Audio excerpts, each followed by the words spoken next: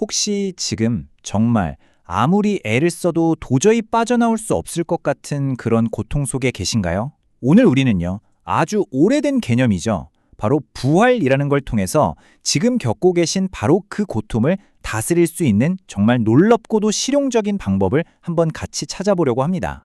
아마 사랑하는 사람을 잃었을 때 그 상실감이라든지 아니면 끝도 없이 밀려오는 불안감이라든지 각자 다른 답을 떠올리셨을 거예요. 괜찮습니다. 어떤 대답이든요. 잠시만 그 고통을 한번 마음에 품어보시겠어요? 왜냐면요, 바로 이 질문이 오늘 우리가 나눌 이야기의 가장 중요한 시작점이 될 거거든요. 사실 많은 전문가들이 바로 이 점에 동의해요. 겉으로 잘 보이지 않는 이 마음의 고통, 그러니까 불안감이나 우울감 같은 것들이요.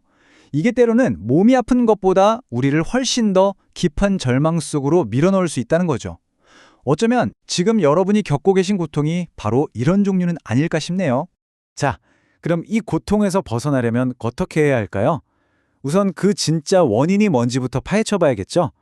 근데 놀랍게도요, 그 원인이 우리가 생각하는 것처럼 우리를 둘러싼 어떤 상황이 아닐 수도 있다는 겁니다. 진짜 범인은 어쩌면 우리 마음속 아주 가까운 곳에 숨어 있을지도 몰라요. 여기에 정말 중요한 관점의 전환이 있습니다. 보통 우리는 나쁜 일이 생겨서 내가 고통스럽다고 생각하잖아요. 그렇죠? 근데 정말 그럴까요? 어쩌면 우리를 진짜 힘들게 하는 건 그 사건 자체가 아니라 그 사건에 대해서 우리가 스스로에게 계속 들려주고 있는 그 이야기, 바로 그게 아닐까요? 결국 이게 무슨 뜻이냐면요. 우리 손에 고통의 볼륨을 조절할 수 있는 리모컨이 쥐어져 있다는 거예요. 네, 우리가 어떤 생각을 선택하느냐, 바로 거기에 따라서 고통의 소리를 확 키울 수도 있고 반대로 줄일 수도 있다는 정말 강력한 메시지죠. 자, 그렇다면 우리의 생각을 바꿀 수 있는 가장 강력한 단 하나의 생각은 과연 뭘까요? 바로 여기서 우리는 부활이라는 개념을 좀 다른 시각으로 보려고 합니다. 이게 역사적으로 맞냐 틀리냐 이런 논쟁거리가 아니고요. 그 어떤 어두운 상황이라도 단번에 확 뒤집어 버릴 수 있는 궁극의 관점 전환 도구로서 한번 살펴보자는 거죠. 자, 이 상황 한번 보세요. 월요일 아침이에요. 엉망인 책상을 보니까 막 한숨이 푹 나오죠. 그런데 바로 그때, 맞다, 오늘 밤에 내가 제일 좋아하는 먼데이 나잇 풋볼 경기 하잖아. 이 생각 하나 딱 드는 순간 갑자기 막 에너지가 솟아나는 경험 다들 한 번쯤은 있으시죠? 보세요. 책상은 그대로인데 정말 딱 하나의 생각이 우리 기분을 그냥 180도 바꿔버린 거예요.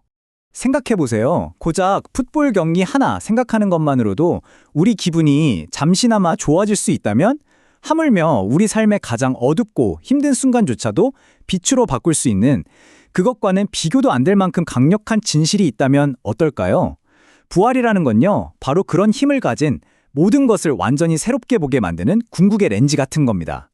근데 이쯤 되면 이런 생각이 들 수 있어요.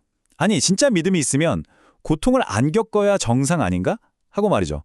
충분히 할 수 있는 질문입니다. 이 질문에 대한 답을 찾기 위해서 우리는 고통의 가장 중심에 섰던 한 인물, 바로 예수의 이야기를 들여다볼 필요가 있습니다. 그는 흔히 완벽한 존재라고 불리지만 사실 우리가 상상할 수 있는 가장 깊은 고통을 온몸으로 겪었습니다. 가장 가까운 가족한테 외면당했고요. 다가올 고통을 제발 피하게 해달라고 간절하게 기도했습니다. 심지어 너무나 극심한 불안감 때문에 의학적으로도 설명되는 피땀을 흘리는 현상까지 겪었죠. 그리고 마지막 순간에는 신에게 버림받았다고 절규했습니다.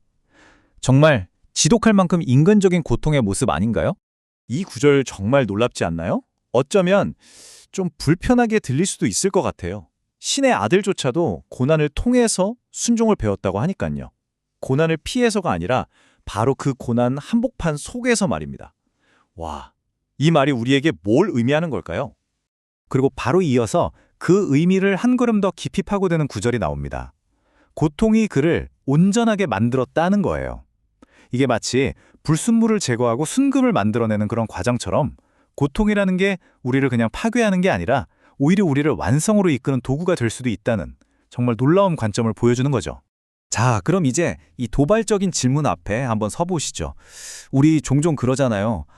왜 나만 이런 고통을 겪어야 해? 하고요. 그런데 한번 생각해 보세요. 신의 아들조차 고통을 피하지 않았다면 과연 우리가 고통 없는 삶을 기대하는 게 맞는 걸까요? 어쩌면 이 질문이 우리를 좀 더 겸손하게 만들고 지금 겪는 이 어려움 속에서 새로운 의미를 찾게 해줄지도 모르겠습니다. 물론 이 모든 이야기가 희망적으로 들릴 수 있습니다.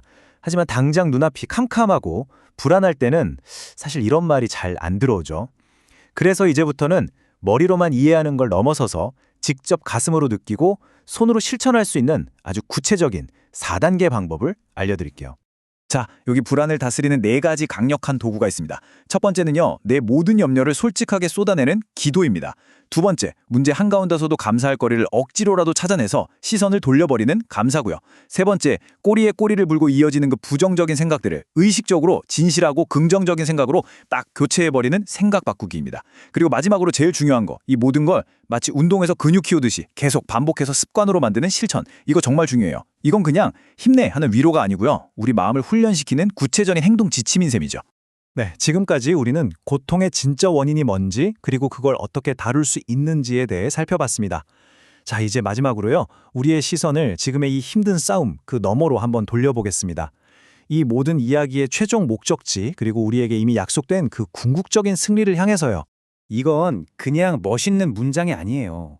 이건 고통과 죽음을 향해 외치는 아주 당당한 승리의 함성입니다. 이 선언이 우리에게 뭘 알려주냐면요. 지금 우리가 겪고 있는 이 전투가 아무리 치열하고 고통스러울지라도 이 전쟁의 최종 승자는 이미 정해져 있다는 겁니다. 바로 그 사실을요. 그래서 마지막으로 이 질문을 여러분 한 분 한 분께 남겨두고 싶습니다. 이 궁극적인 승리가 이미 나의 것이라는 사실을 진정으로 믿는다면 오늘 여러분의 그 고통을 어떤 새로운 눈으로 바라보시겠습니까? 부디 그 희망이 오늘 여러분의 하루를, 여러분의 기분을 바꾸는 진짜 실질적인 힘이 되기를 바랍니다.